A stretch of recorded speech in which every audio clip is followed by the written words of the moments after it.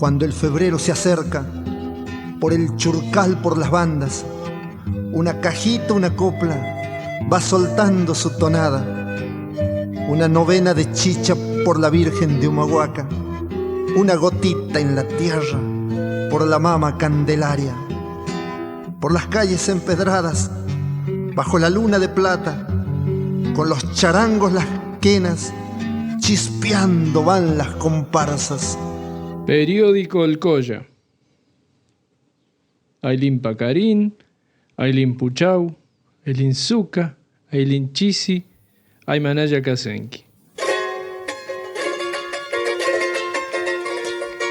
Ese bailecito, mocita. La imagen trazada por el militante anarquista Anderson Pacheco no es enaltecedora ni descriptiva de posibles compañeros de lucha. Sin embargo, la publicación escoge el nombre de este pueblo y nos conduce a preguntarnos si esto solo trasluce la intención de interpelar a este sector de trabajadores o indica ya la presencia de los mismos en el anarquismo salteño.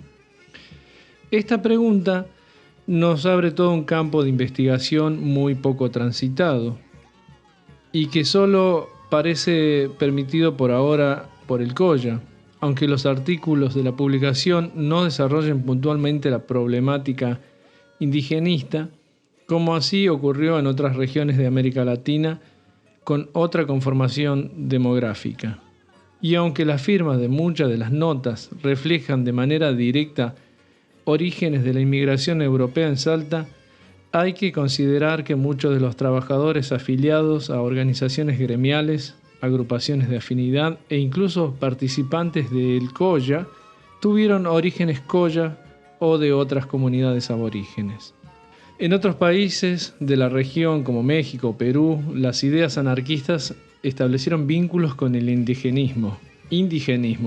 En el norte argentino, un caso de mucho menor escala fue del compañero bibliotecario Sixto Quispe de la Biblioteca Popular Pedro Kropotkin en la localidad de La Quiaca, provincia de Jujuy. Al respecto de esto se puede ver en la antorcha en el número 239 de 1927. Sin embargo, en otras secciones, los primeros realizaron una investigación del binomio civilización-barbarie, negando el carácter incivilizado de los indígenas campesinos. No son los indios los que nos dan muestra de barbarie.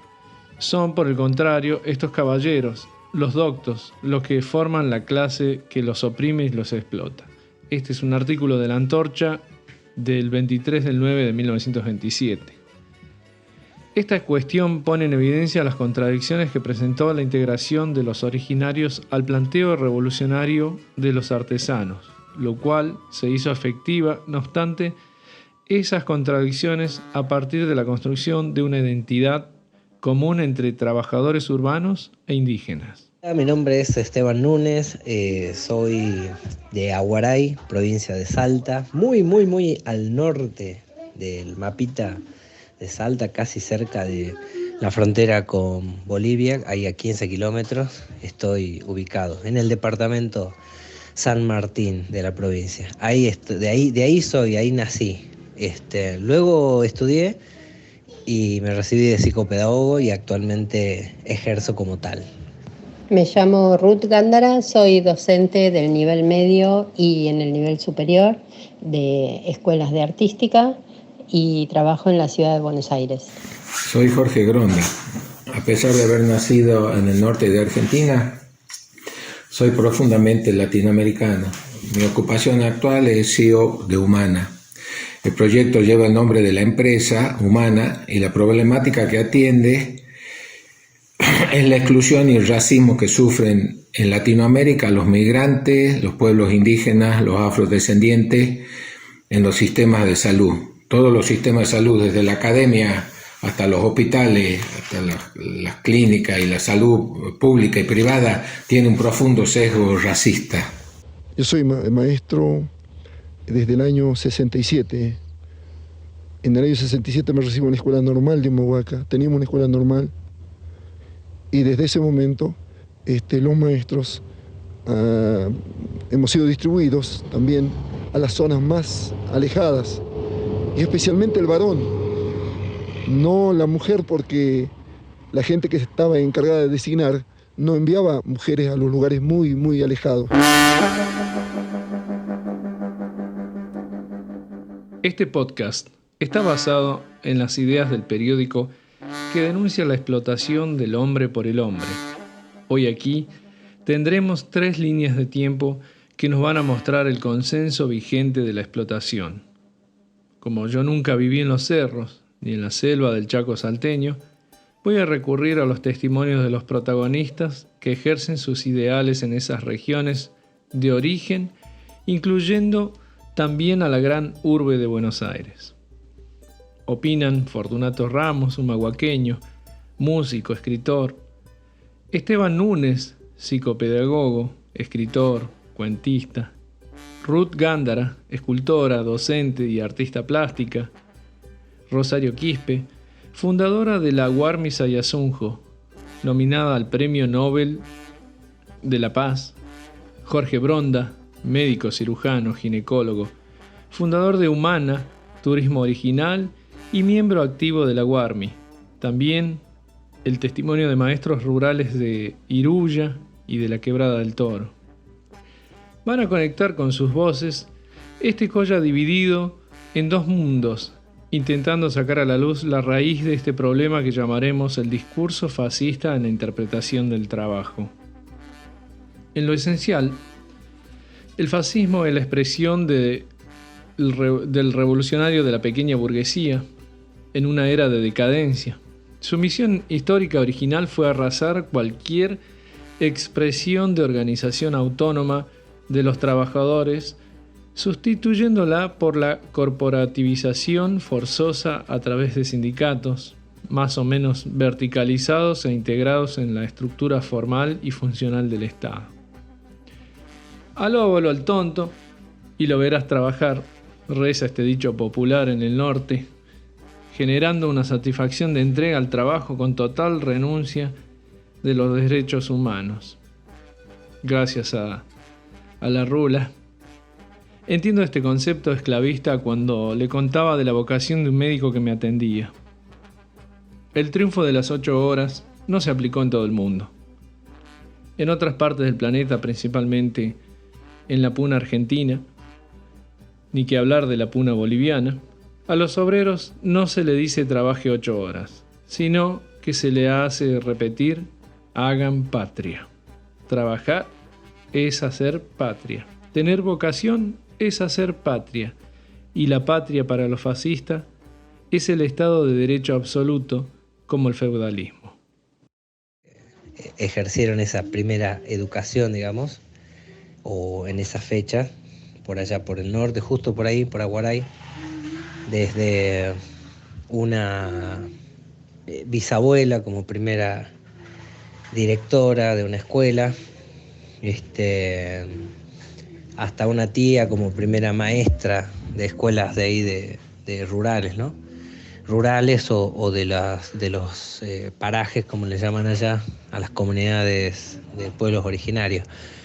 Sé que era una educación que por un lado era con una formalidad, digamos, en cuestiones así como muy marcadas a la hora de respetar un poco a esa figura que aparecía ahí de educador, pero a la vez también esa figura de educador cumplía como un rol mucho más amplio que el que tiene hoy un educador, que es por ahí que se limita un poco más a brindar contenido, sino un educador que podía, digamos, de repente limpiar el salón, ¿no? Tenía como muchas responsabilidades, ¿no? Limpiar el salón, albergar a los niños, darles de comer, de merendar, peinarlos, sacarle los piojos, ¿viste? Había así como muchas cosas, por decirlo de esa manera, que hacía ese educador, que por un lado sea una educación, sí, formal y a la vez así muchas veces con rasgos que parecían hasta autoritarios, y por otro lado también era un educador como muy amplio, que cumplía hasta un papel de la segunda casa, ¿no? De ahí es que se empieza también a hablar de esta segunda casa, porque no solo pasaban varias horas los estudiantes en ese lugar, sino también en aquellas escuelas que eran las escuelas rurales o escuelas casas también. Y bueno, el punto del docente estaba tan compenetrado con la institución educativa que incluso los docentes tenían una casa al costadito de la misma escuela, ¿no? Si era la escuela, por ejemplo, del pueblo, a donde asistían los chicos todos los días, el docente vivía ahí en la escuela, ¿no? Tenía ahí su propia casa escuela. Trabajamos en la escuela 4236, estamos haciendo el trayecto ya desde que iniciamos a las 11 aproximadamente y dura entre 6 a 7 horas. Y tenemos 21 alumnos que nos repartimos entre ambos. Y es sacrificado también para ellos el llegar a la escuela y acceder a la educación. Que Dios y la patria me lo demanden, dicen los presidentes, jurandos que nunca van a fallar contra el pueblo que los eligió democráticamente con el voto. Mientras el Malón de la Paz era desalojado del hotel de inmigrantes, Perón intervenía a los sindicatos para adjudicárselos como propios. Fue así como se naturalizó que a los extranjeros había que subirlo a un tren y tirarlos a patadas en sus países. En collas anteriores, yo conté sobre esta situación de abuso sobre el Malón de la Paz y el peronismo. Lo que quiero decir es cómo el discurso fascista unido a un sentimiento nacionalista termina con los derechos de todo ser viviente para convertirse en algo común. Para dar un ejemplo, habremos escuchado a gente que dice: ¡qué grande los maestros! Que van a pie a la escuela a dar clases y a cocinarles a los chicos. ¡Qué grande el doctor! Atiende pacientes y hace guardia de 30 horas. Pero lo hace por vocación, porque está haciendo patria. Estudió para eso, para trabajar como esclavo sin quejarse. Y estar uniformado, haciendo guardias, cual militar sin poder dormir, bajo ese régimen naturalizado por los mismos compañeros que repiten y repiten: trabajar es hacer patria. Y esta ruta que vemos aquí, la ruta 9, era de tierra en ese tiempo. Y a los costados, tanto para el lado del naciente como para el lado del poniente, no había caminos carreteros. Entonces el maestro tenía que ir a pie, 20, 50, 100 kilómetros. Y mi escuela es la más alejada, se llama Santa Ana, está a 100 kilómetros para el lado del naciente, cruzando un cordón montañoso que llega a los 5.070 de altura. En algunos pasajes van a ver el Hornocal, ¿no? Y el Hornocal llega a esa altitud, a los 5.070, y detrás de ese Hornocal estaba mi escuela. O sea que yo al Hornocal lo conocí cuando no había camino, ¿no? Hoy el turista se embeleza al ver semejante núcleo de colores que los pinta el sol, ¿no? En las tardes de sol. Bueno, detrás de ese Hornocal está Santa Ana. Y para llegar hacía 2 días, 3 días caminando, no había otra forma, y vivía en la escuela. Había que vivir en la escuela y quedarse 4 meses hasta las vacaciones de julio. Ella es Judith, es la maestra de nivel inicial y de primer ciclo, mi esposa también. Toda esta escuela es nuestro hogar. Entonces, tenemos un solo ordenanza que se dedica a la parte de la cocina, que es la más pesada. Alejo y yo nos dedicamos a la limpieza. No es difícil ser maestro rural, lo que es difícil es sobrevivir a las carencias que hay. La educación de esa época tenía así como ciertos parámetros que para hoy, digamos, serían como básicos, ¿no? Es decir, el niño tenía que ir y aprender a leer y a escribir y aprender en realidad un oficio, más que nada, ¿no? Y ahí se dividían según el sexo, ¿no? O niño o niña, al oficio que tenían que aprender, por ejemplo, ¿no? Entonces, el docente en sí no era un docente que necesariamente había pasado por un proceso de formación, como hoy se conoce, a la formación docente, ¿no? De 4 años obligatorios, sino que muchas veces era alguien de ahí de la zona que sabía hacer o sabía varios oficios, entonces podía acercarse y enseñar esos oficios, ¿no? Hay un libro muy interesante, si por ahí quieren buscarlo, se llama La escuela no fue siempre así, y data de los primeros años de educación prácticamente en el mundo, pero se centra en Argentina. Es de un historiador, Pinoé se llama. La verdad que está muy lindo. Para niños y niñas. Es muy bueno cómo relata, cómo organiza esta mirada sobre la escuela y principalmente sobre esa escuela rígida y formal del principios de esta fecha, ¿no? ¿Quién dijo que la esclavitud ha sido abolida?, dice Samuel Skolnick. Haciendo hincapié en la educación, en sus formatos, nos damos cuenta cómo el modelo siempre ha partido desde la Iglesia al Estado y viceversa.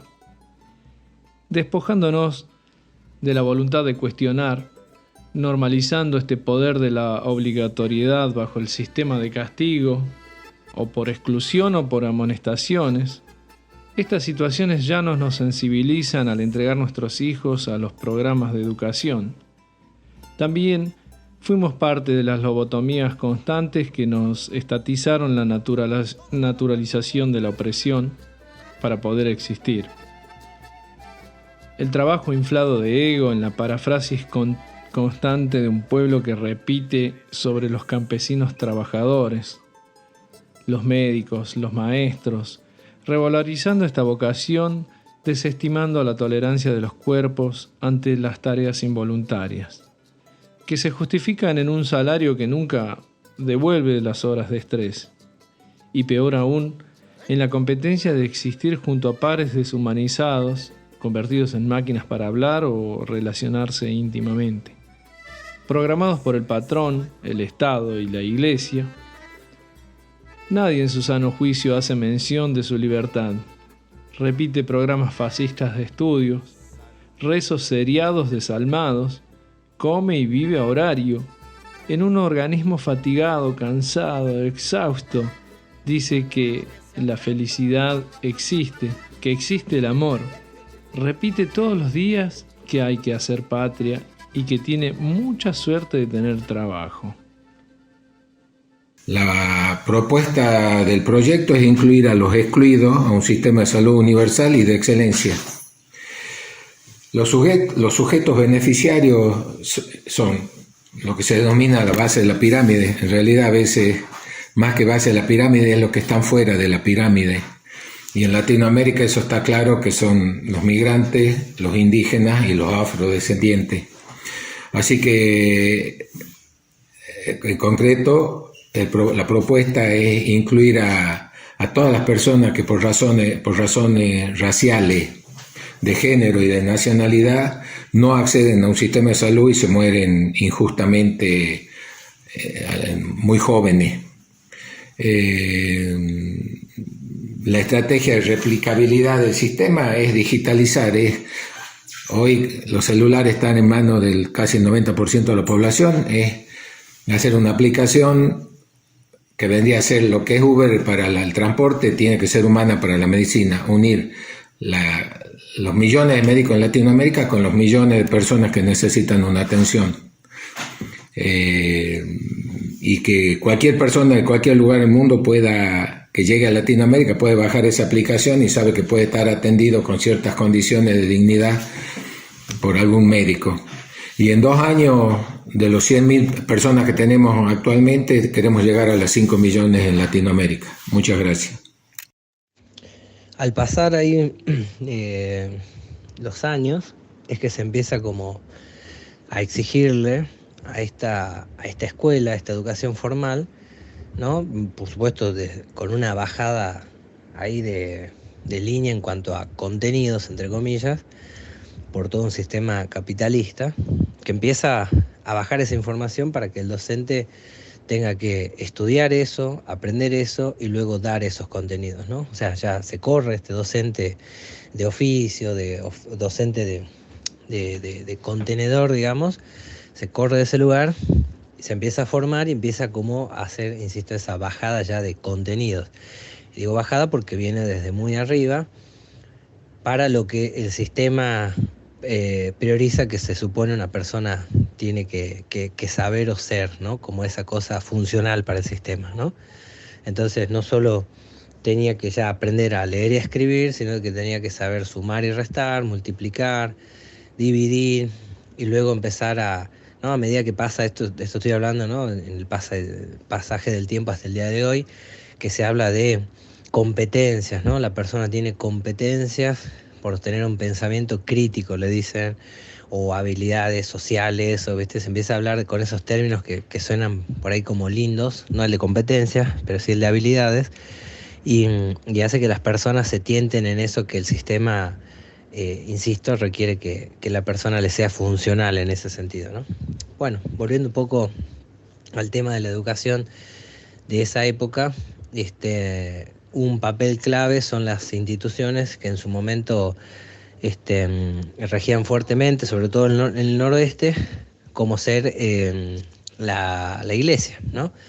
De hecho, muchas veces el docente del lugar era el mismo cura. El mismo cura era el docente, el mismo cura era el cura, el mismo cura era hasta una especie de juez de paz en estos poblados.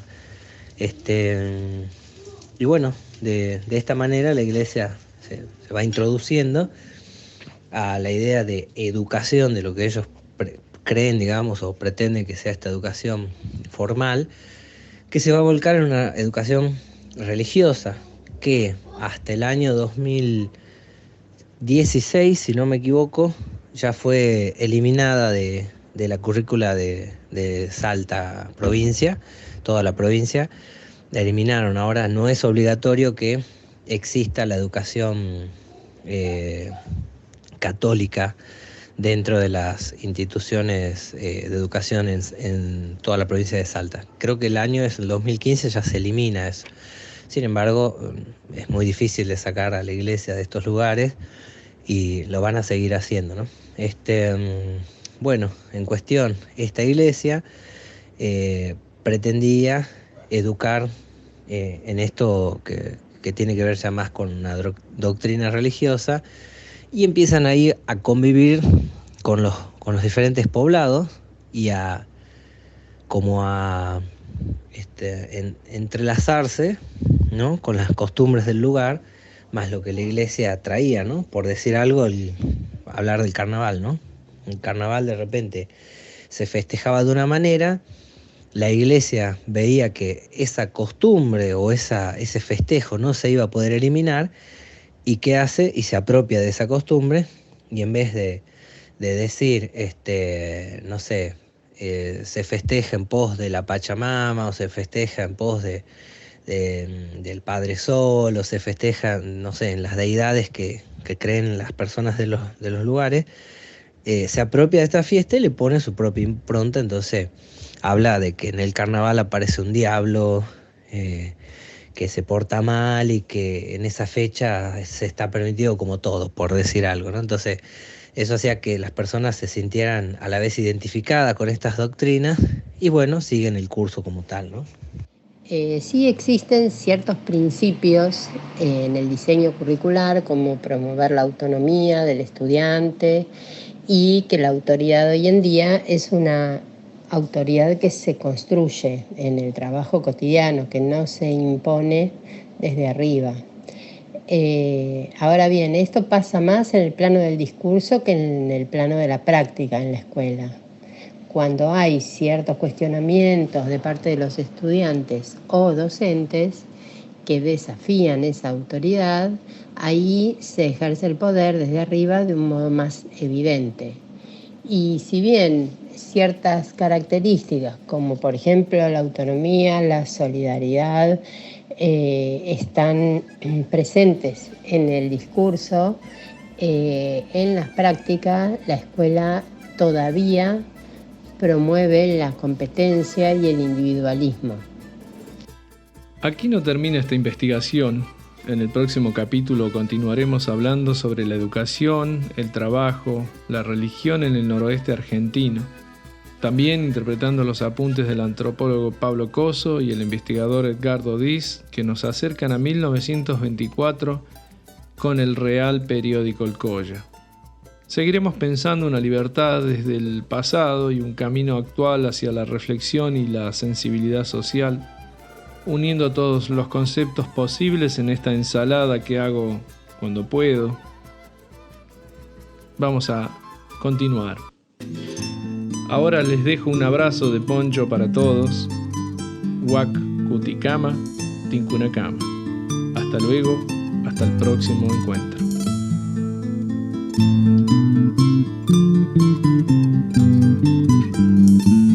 Los políticos. Han venido los políticos con coca, pan y cigarros, casa por casa llegando repartiendo unos amarros. Me han dicho que pronto hay que ser las más grandes elecciones, que hay que elegir el gobierno, el mejor de las naciones. Yo les he pedido trabajo, me han prometido puentes, ríos, con defensas, con ese cuento han salido. Han repartido unas fotos con el nuevo presidente. Eso será si es que ganan y les ayuda la suerte. También me han dicho, Belay, que a 4 lados bien doblado y dentro un sobre de carta ponga el voto que me han dado. Ya mi conciencia me ha dicho cuál gobierno voy a elegir.